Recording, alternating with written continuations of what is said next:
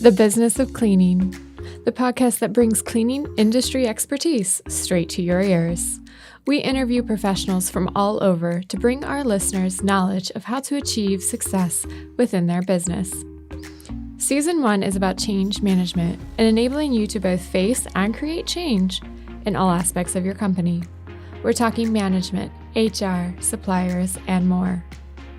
Let's sweep right into the episode. Hello, everyone. My name is Haley Morris. I'm your podcast coordinator and host here at the Business of Cleaning. And today I have with me Eva from RBG Janitorial. So Eva, why don't you go ahead, introduce yourself and tell us more about what you do.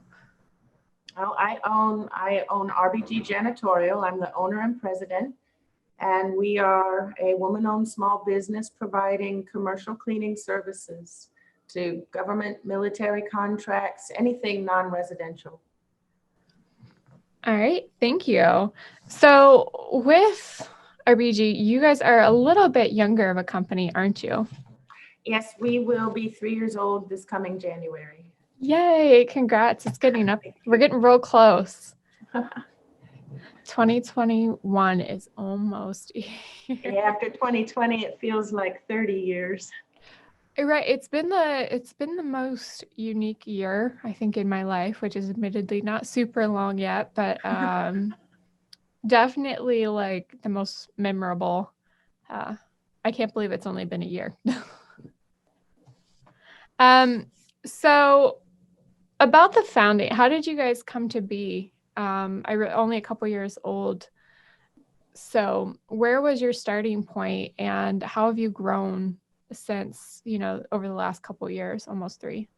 I had a friend who was selling janitorial supplies and was retiring, but he had a few buildings that he cleaned. He had 6 buildings and 8 janitors, and asked if I would like to start a cleaning company. It was not like anything I had done before. And so after some back and forth, I said, okay, why not? And we jumped in, and it's been a skyrocket ever since. We got together with the Small Business Development Center, who helped us establish a business, form a business concept, or to hone our business concept into something that could then be presented to register us as small business, to register us as woman-owned business, to apply to banks for credit should we need it, and then also networking. And through that, we became involved with the Workforce Connection, which is the Department of Employment Security, which is underneath the purview of the Department of Human Services, which is a segment of the Department of Labor. And in traveling through those branches of our government, we somehow also became involved with the Veterans Administration. Oh, and my goodness, Goodwill and the Salvation Army and the local rescue mission, and on and on. I asked because I know we've been talking before, and you have such an interesting background, and you didn't typically come into this industry from the usual starting point. It was definitely a new venture for you, but you've done extremely well since then. You've taken something that was new and unknown and turned it into something extremely successful. Well, at heart, I'm a salesperson. And so at the very core of this business enterprise, cleaning and the various services associated with commercial janitorial maintenance, that's the product we sell. It's, it could be milk, it could be bananas, it could be life insurance, but we sell cleaning services to other businesses. And of course, we want our product to be the best on the market. So there is a lot of training and work in the background to honing that. All of the other roles that are involved in running a company, that's what I'm better at. This is just selling this product and, digitally marketing it. I was just going to say, you're leveraging the talents of those you work with, and you're really good at it. Well, that is a thing that we noticed is because, I'm just a small business owner, a single person running this from my house, and my background is not in building maintenance. The way it's been developed most is by listening to the employees. It took a little getting to know each other before they realized that I am genuinely interested in hearing what they have to say. They have so much more experience than I do. And in the past, they've been working with bosses who just buy the cheapest things they can find, and they discover I want to give them good, strong tools because it makes their job easier, and we instill pride in them. We're not humble, lowly janitors. Oh, I'm just a cleaning girl. We're very proud of our work. And that in turn affects the quality of service we provide. I think that all of our janitors think they're the most important person in the building. We say the building is a baby and we take care of it. And the people who work there are toddlers and we clean up after them.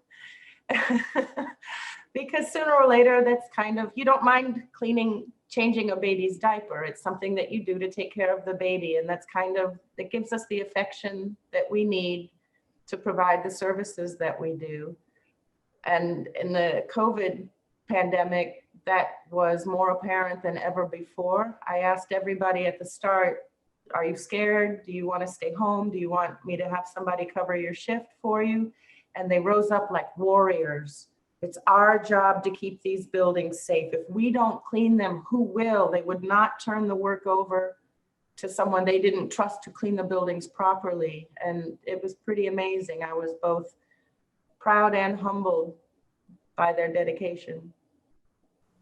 That mindset did a lot. I mean, it's kind of cool because you've created and instilled that environment just by starting with a good example, starting from a humble place.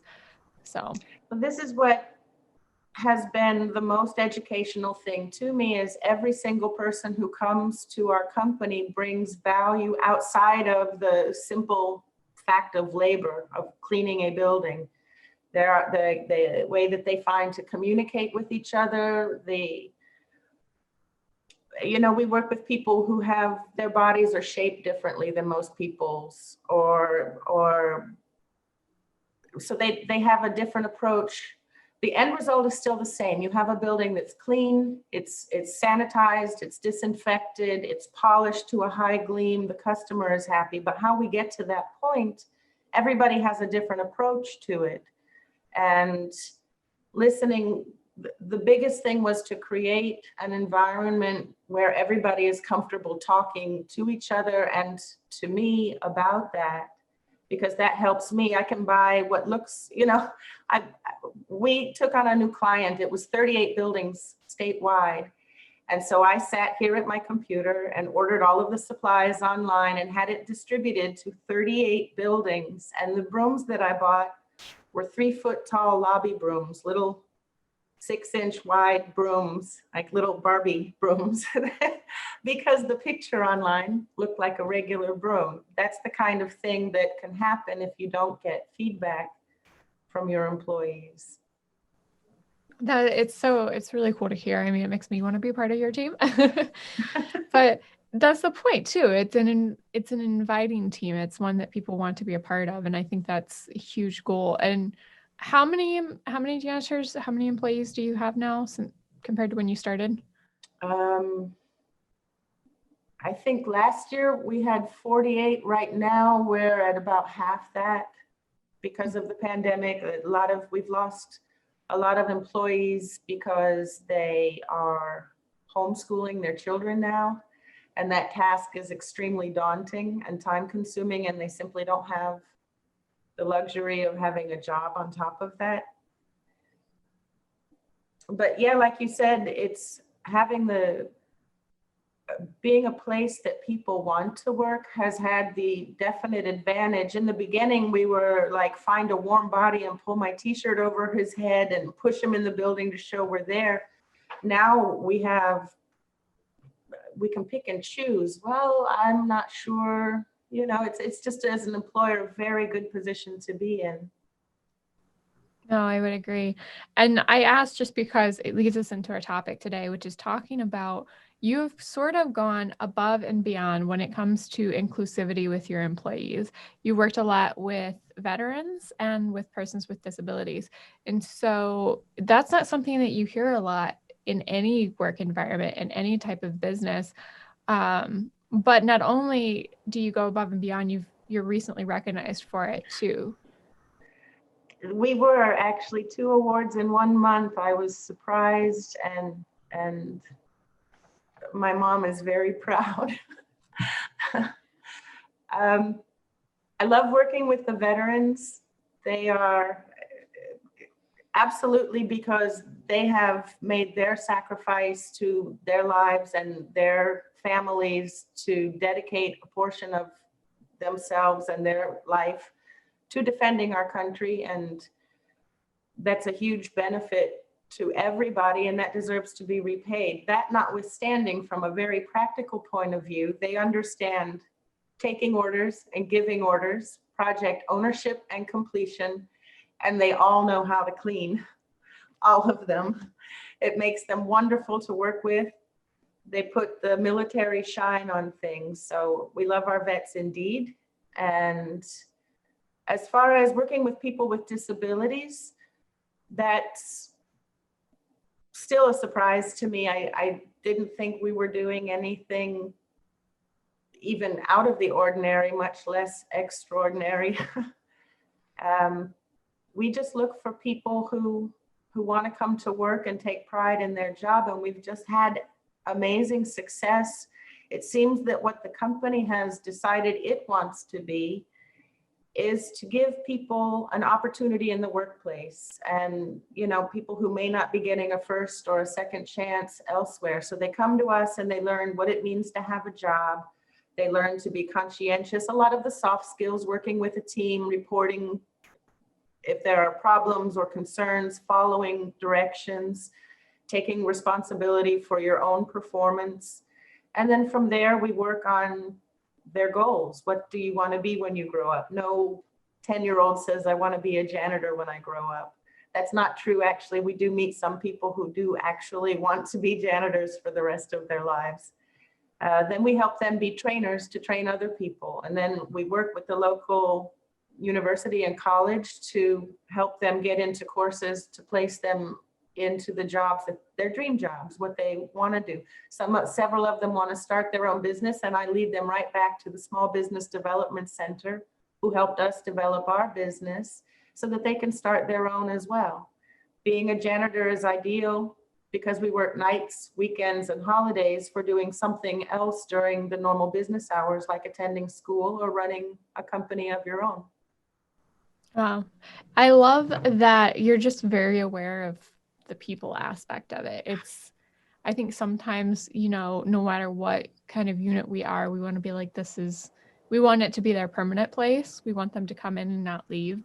And I think especially from a hiring and recruitment standpoint, which is in my background, that is one of the perspectives, who's going to stick it out. But you're aware that for many, it's a stepping stone, and you want to make it a really, really solid stepping stone for them. Most definitely. That's part of it, that there are so many different roles in a company. Like I said, the cleaning is the product we sell, but there's logistics of scheduling, logistics of inventory.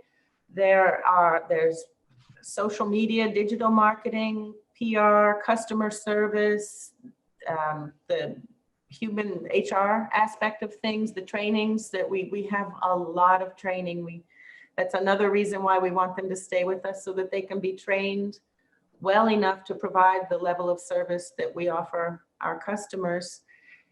And every single person in the company can clean a building. Everybody can clean. I clean buildings if necessary. Even I can do it. And if I can do it, anybody can. But there are so many other roles, and people will show, I'll say, I need to find a good scrub brush, and 3 people will pick up their phones and start searching on their phone. Well, now they've just become procurement officers for the company. And with the sense of ownership comes the sense of responsibility. Everybody is part of the company. The success reflects on all of us, and they help each other and they help me, which is nice. As far as longevity in a company, I read once, my generation, we stay at a job for 20, 30 years, and that's just not a thing anymore. Nobody does that. I read once that kids these days, that the modern workforce, if they're going to stay with a company for a very long time, they're talking about 3 years. And that's fine with me, because again, nobody wants to be a janitor forever. It's a step along a path. Yeah, I always think too, if you want to think about it logistically, because a lot of people that, they have to make sure their logistics are covered first. They still, if they're there for a year, 2 years, 3 years, you're still kind of getting your money's worth. Like, it's worth the training, it's worth the investment. They do good at their job. Yes, you're going to have to recruit again, but if you're doing what you're doing, you're setting it up for success by making it a team people want to be part of. A lot of that recruitment effort's going to happen naturally. Like, it's just going to be part of the draw of who you are. Well, it definitely does. We have, I had an employee and she was maxed out on hours. She's maxed out on wages. I could not give her any more money per hour, and still she wanted more, and she deserves it. And I had to explain to her, this is how the pay works. If I pay you $1, it costs me $1.30 to pay you that. And then we take that $1 an hour, and on top of that, we add all of the equipment, your uniforms, the chemicals and supplies. And then there are insurances, the vehicles, the licensing, and I have to wrap all of that up. And at some point I have to eat too. So when I put all of that together and present that as a cost to a potential client, if I base that on $30 an hour or $40 an hour, which you absolutely deserve, nobody's going to hire us. And so there won't be any work. And so then I said, why don't you be a manager? I said, oh, no, I just want to clean buildings. I said, okay, well, when we start new people, for the first 2 months, they make $1 less an hour. After the 2-month probationary period, they go up $1 an hour. For that first 2 months, why don't you just teach them to clean the way you clean, and to fill out reports and do the timekeeping the way you do, and take 2-3 days. And then after that, go check on the new person every week or two, make sure, oh, you need to pay more attention to this, or you need to order that when it gets to here, so you don't run out before it's delivered. And then for those 2 months, I will pay you that extra $1. She says, oh yeah, I could do that. Well, that's what a manager does. If I don't call it a manager, she's managing now, she's training at any given time, probably 5 recruits. Wow. And then I thought, she wouldn't do it because she's just good as gold, but there's no real incentive there to teach that employee to stay, because she only gets the bonus during the training period. So we were doing it every paycheck. Then I thought, no, it's a nicer bonus if we wait that full 2 months and then give it to her then. And then I said, okay, well, then we'll give another one at the 6 months. We'll just take that $1 an hour and pay it to the employee as a training bonus. And if somebody's with us for 6 months, they'll stay with us forever. And it's that way of trying to accommodate and take care of our employees has just turned into a very successful training model. And it's not me. I'm not the one out there doing the training, which gives me time to sit and do interviews and and to do the things that I do best at my computer. Part of being a team is, maximizing everybody's skill set, not having one person that does it all. It's a, what can I do? What can you do type situation. Exactly.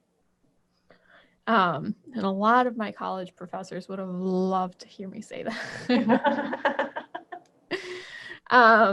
But yeah, so how does that, how do you tie that back into, because I don't know. It sounds like a really cool model, and it's one of those things that, my little previous HR heart sings for it. I did recruitment for 2 years, just kind of as a background. I did it throughout the end of my college career, before I graduated with an HR degree, and now I'm in marketing. So, how do you tie in the trainings with like the veterans and those? Everybody's got like a little bit different skill set, and when you're being as inclusive as you are, obviously you probably see this. So how do you, like with these additional trainings and things that you provide, how do you make sure that that's hitting everybody right at their level? It comes down to communication, and there's a in communication. There's the concept that I wish to give you, and then there is your reception and comprehension of what I'm trying to impart. And everybody has their way of communicating. I have the advantage that I used to be a translator for many years. And so I lived in a country where initially I didn't speak the language at all. And you have to simplify your sentence structure so that it translates well, whether it's Google or not. You have to pay attention to the listener to make sure that what you're saying is being understood. I have an employee, and she has this very bad habit of saying, okay, perfect. And I now know 2.5 years later, when she says that, she doesn't understand a thing you're saying. But it took a while to figure that out. It's an overused word, accommodation, but my theme last year was accommodation is a two-way street. When I'm hiring new people it doesn't really matter if you started to work for the company or anybody, no matter what their background, their current situation, their heritage, their language, anything. I say, if there is something that exists to make your job easier, please let me know, because I may not know about it. I had a janitor in a wheelchair, and I said, we've got backpack vacuums. Would that be easier for you than the upright? Well, yeah, it would. And he also knows there are other things that might help him more. He has it's like a walker, but it's motorized, so that he's standing rather than sitting. And that he's one of the best janitors we have. Nobody really knows how he does his work, but he does it, and he does an outstanding job. And so if he's a trainer, then that kind of takes away any excuse anybody might have of it's too hard. It's interesting too, because obviously from a recruitment side, I've hired people with various forms of disability, whether it's mobility or it's sight or hearing or all of those things combined. I know from like the legal standpoint, you can't assume, which is a good thing, but you have to kind of prompt them and invite them. And that could be something very uncomfortable from their side, is they're never sure how people will respond.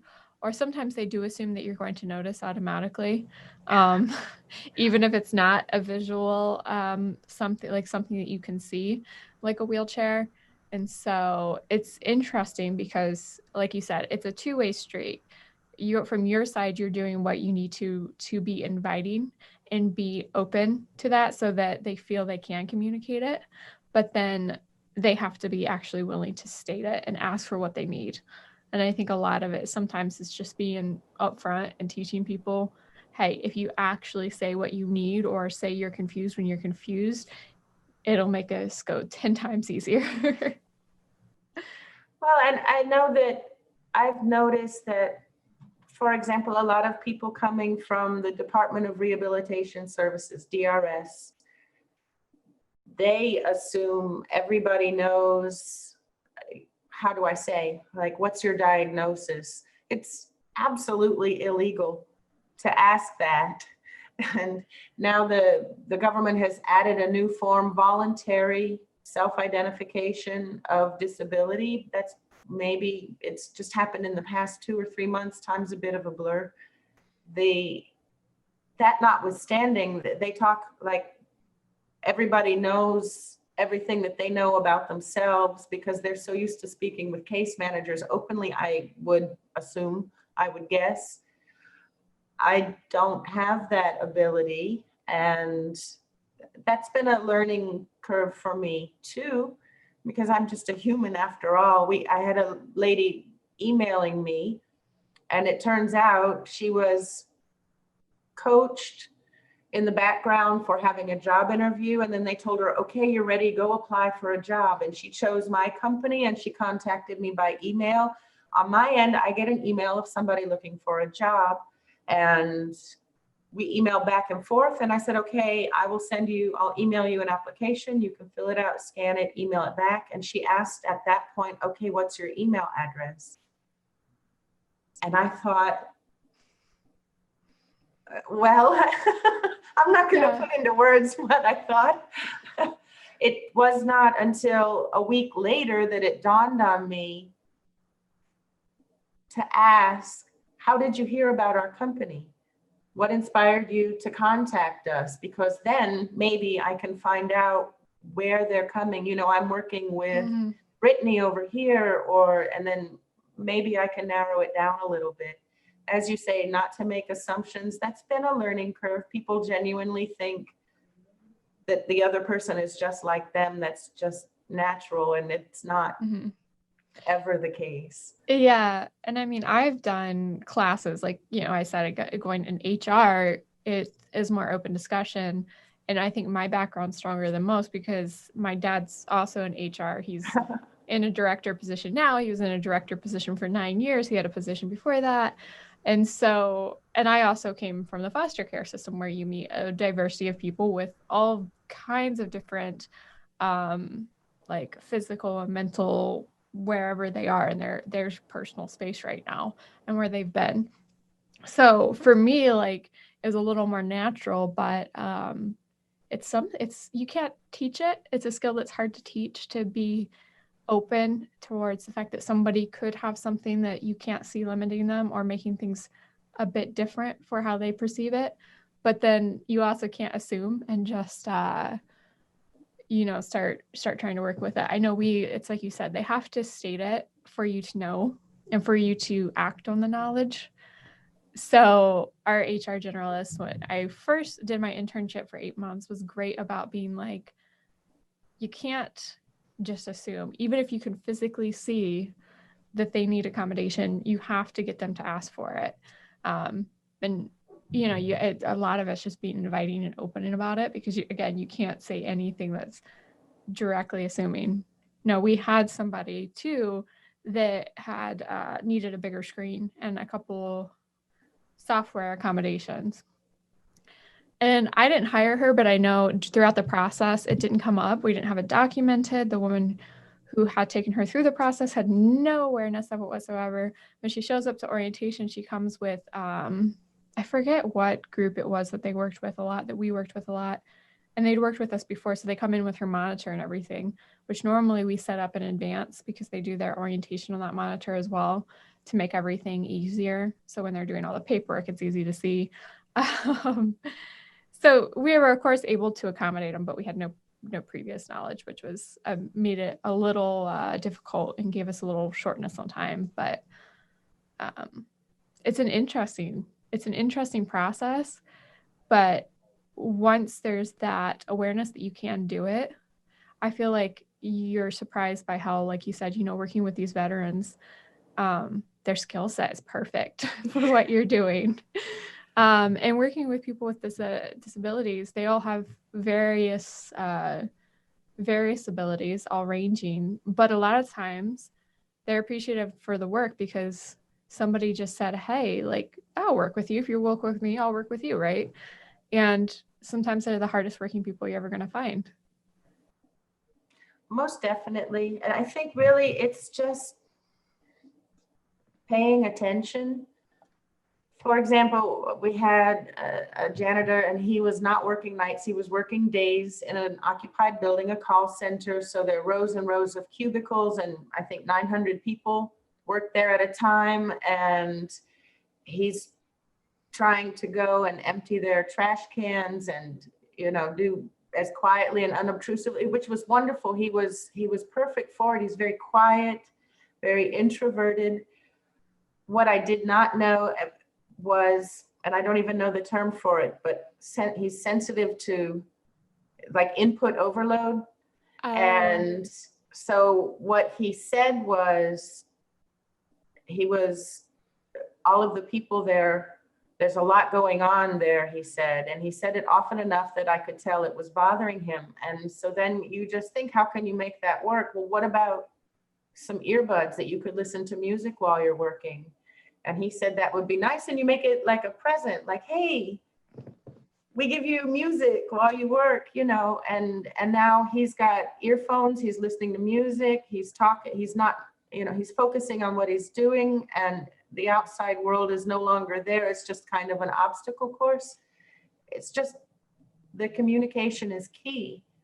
You want your employees to be happy. I want our employees to be happy. I would assume that applies to other companies as well. Our employees are not, we don't see them as replaceable.